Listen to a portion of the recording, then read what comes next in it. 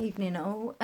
Yeah, just quickly, I don't know, I suppose just to keep my channel going. I do a video every couple of days.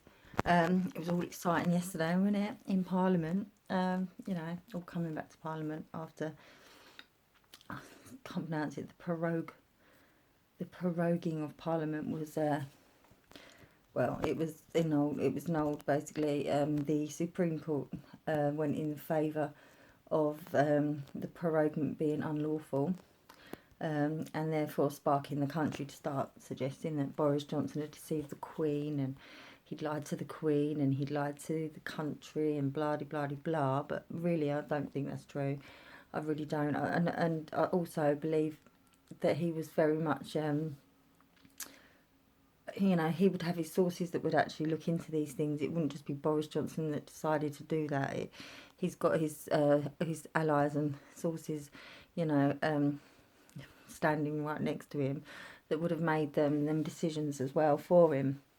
However, it wasn't unlawful as far as I'm concerned, and as far as Boris was concerned, it's not unlawful.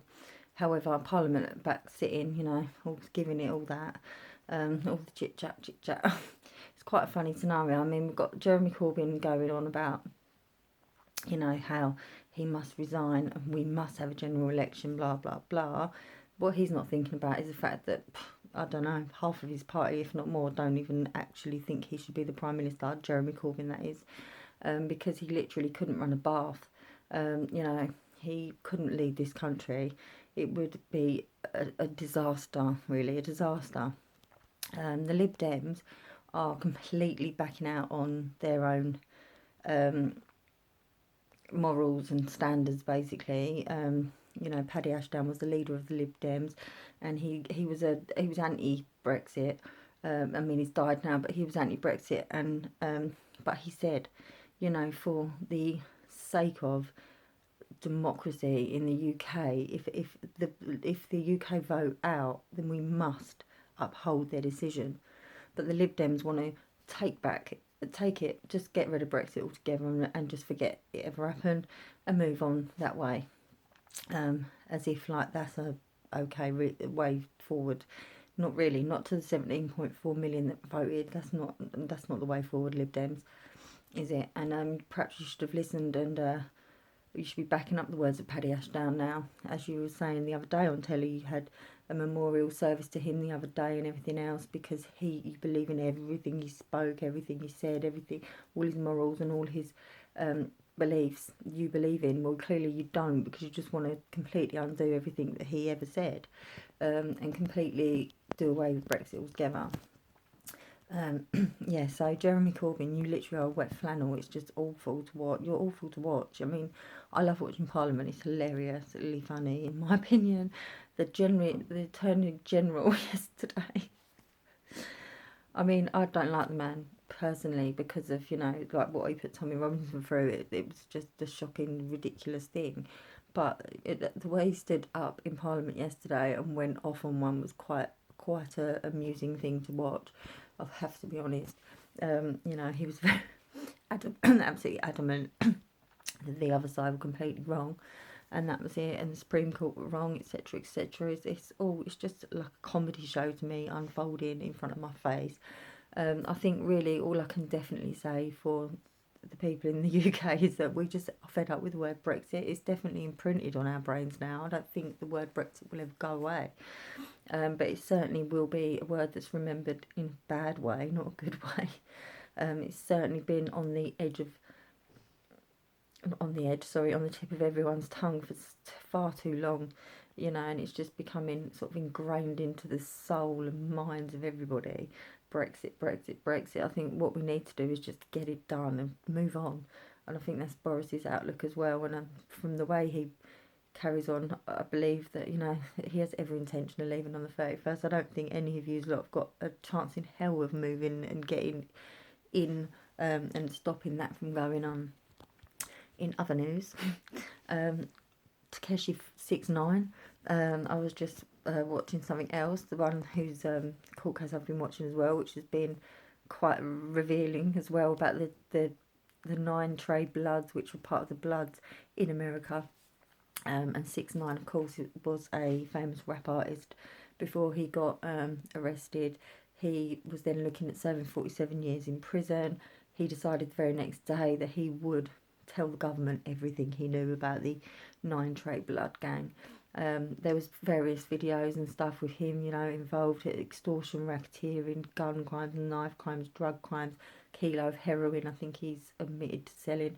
He's admitted to knife crimes, gun crimes. You know, he's admitted to calling out for people to be killed. You know, basically, he's admitted everything, but also told on everybody. You know, and some of the former gang members of his have been sentenced to 15 years and stuff already. I mean, it's a bit of a dilemma to me, because I just think, you know, these people eventually were extorting him, taking the majority of the money he was earning, and also tried to kill him. They kidnapped him. It was filmed. The reason there is filming of this is because his driver turned out to actually be working for the feds. So he had an in-car camera going on while this was happening. So I mean, yeah, that footage has been let out, you know, of them actually kidnapping 6ix9ine and stuff like that. So my dilemma is, you know, when you're in a situation where people are extorting and trying to kill you, is it really snitching when you say what they've done? I don't think it is, but there are other things I found out about 6ix9ine in the last couple of days as well, which I don't know if they're true or how much involvement he had in them. If they are true, then I don't really want to take much interest in him anymore. But then the press are a funny lot, and they do talk absolute crap. However, anyway, so after snitching on 9 Trey Blood gang, you know, murderers, killers, basically he's got tattoos all over his face, and he was meant to be getting witness protection as early as January 2020, bearing in mind he was meant to be serving 47 years minimal. So yeah, they're releasing him as early as January 2020, but what he's saying is that he's not going to go in witness protection. He's not having his tattoos removed. He's going to come out and he's going to be famous still. So that'll be something to watch, I think, anyway, is whether he's going to rise or fall, because, like, I just watched something and it was true what they were saying. In the music industry, look at R. Kelly. R. Kelly was actually seen on video, proper video footage, actually weeing on a girl, an underage girl. And instead of, you know, like, being trodden down by the entire world, he just released the song remixed to Ignition, and it was huge, and that was it. Everyone forgot about what R. Kelly had done. So I think 6ix9ine thinks he's going to be going down the same road, so let's just watch that unfold, shall we? Missing hearing much from Tommy. I know he's gone and found a man that was threatening to kill him and his family, and phoned the police and told them that he'd got the man, as they'd failed on 3 occasions to actually even bother to go and find this individual. You know, I know he's still doing stuff, but he's having some time off with his family, which is of course all good. But I think that October's going to be the month, really, the month for people getting out in the streets, the protesting, the demos. I think that it's all going to come to a head very, very soon. In the middle of October, it's just going to be chaos in this country, because, believe it or not, even though the democratic vote is that we have to leave the EU, the lefties are absolutely retarded. They're leftards. They really are leftards. They're complete and utter freaks. They literally are violent, non-threatening, but violent, non-threatening dickheads who literally need annihilating and taking off the planet. You know, you lot, you're not winning. You're not winning. You're just making yourself look foolish. I mean, the left are really quite diabolical, despicable, unbelievable. I don't know what they are really, but all they are is a bunch of muppets really as well. But I do feel like the left and the right are going to clash in October, but we'll have to watch that unfold.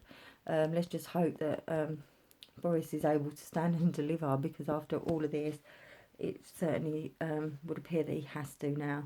You know, I feel quite sorry for the man, to be quite honest with you. He's being attacked from every single, you know, level, every corner, just everywhere. But I do believe that he's going to try to uphold what he said. I really do. You know, he's very, I am doing this, and I like that attitude. I like it a lot. You know, let's just hope that he does get us out of the EU and that things start to change for the better. Okay, all right, well, I'll keep you updated. I'm hoping that we'll hear more from Tommy and crew soon, and things will get rolling in getting us out of the EU on the 31st. Okay, all right, goodbye.